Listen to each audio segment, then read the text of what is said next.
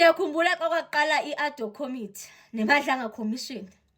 Abantu indlela babebona imadlanga commission ezaba yincitho mali ngakhona i-ADO committee eyona nto eright ezawukwenza ama-findings wakhona into yoba abhayinde ngoba ama-findings wemadlanga commission awazi ubhayinda. Bafethu i-ADO committee, yabona if bendingomnye wee-members ze-ADO committee, I was going to hold my head in shame. Because kule ncitho mali, kule ncitho xesha yonke yenzekile kwicala le-ADOC. Baze nento ethi kuyo yonke laa nto yayithethwa nguGeneral Nhlanhla Mkhwanazi, akho mntu abamfumana enetyala ncam. Batsho njalo njoba ngapha kumahlanga commission zibuya nje bona ngapha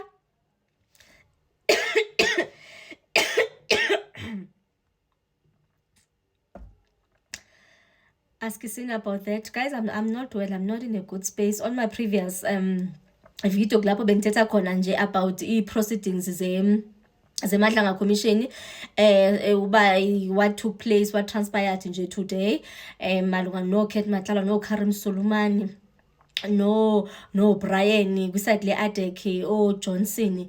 You'll have to go back to my previous post before this one in case ameyodibananga nayo leyana enye.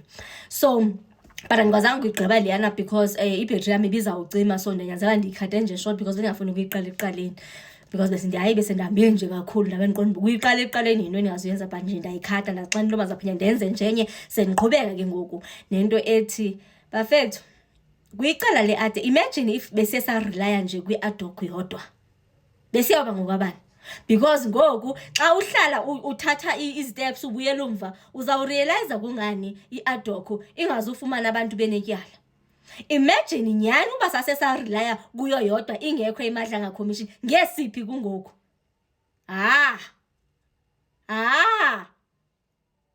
Khonto izi-politicians. Akhonto izi-politicians. Ndizibuza nje into yoba inimba yabo, that's if phofu banayo, inimba yabo ithini? How wena do you come out to say akho mntu enimfumane netyala ncam? Ngaphi imadlanga commission isibonise ezibukwayo, yenze ezibukwayo? Bafowethu, that's just about it. And then senze sibhizi ngomcumbi wokulungisa izwe lethu bafowethu, umzabalazo uyaqhubeka. Kunendoda ngapha yazi lisubhu lamantontoni, yimeya yelacala laseDurban.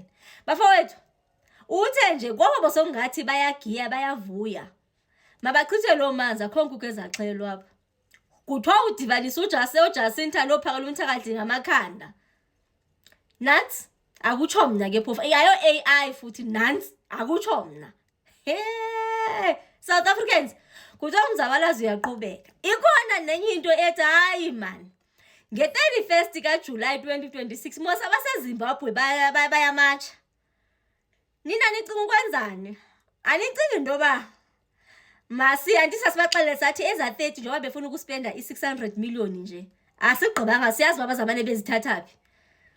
Kuthiwa nibuze bafowethu uba nge-31st kaJulayi nicinga ukwenzani nina?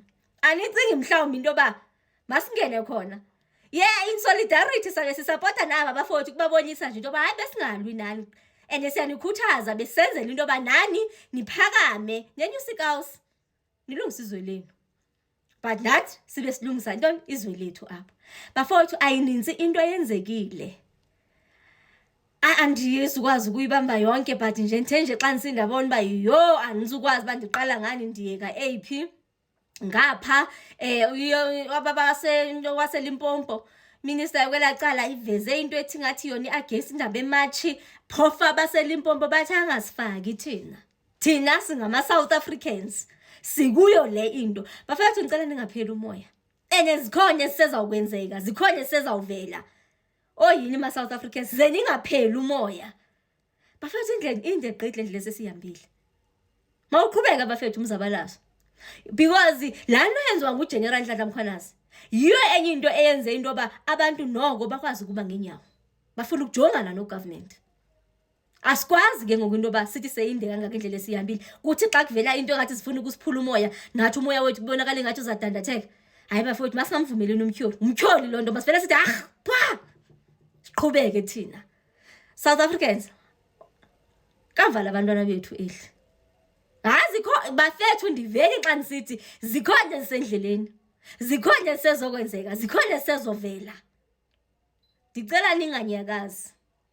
Umntu nomntu makenze le inyimba yakhe, makenze le unembeza wakhe akathi makayenze ukulungisa isizwe sakhe. Uba kuzavela into yoba ubani wenzeni, yithathe ngento ngathi sengathi izinyanya zakhe noThixo wakhe bangambona. But mna ndingumSouth African ndiyaqhuba nomzabalazo. Bafethu, inkulu into ezayo. Ndakhulu kwakwam esithi azithethwa zona. Lale kamnandi bafowethu.